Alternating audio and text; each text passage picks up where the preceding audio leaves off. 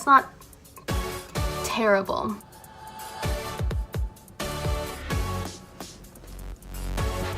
Okay, you guys, as you can see, this eye, total fail. This eye, C.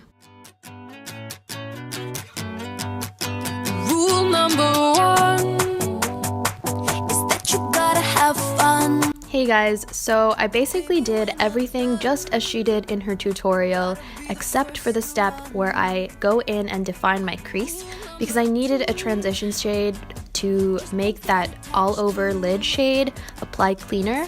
She just does a really good job, and I decided that I needed that transition shade first.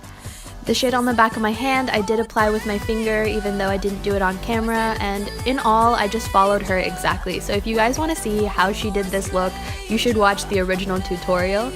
This is just me following her doing the look.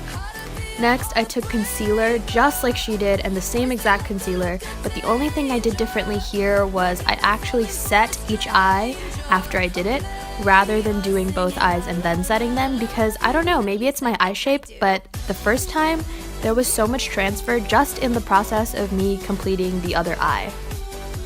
And then I did the outline off camera because I was super scared, and I added this step where I went in with concealer and actually cleaned up the inside. And she didn't do this in her video because she's perfect and everything just turned out really, really pretty, but I needed a little bit of help to go in and clean things up.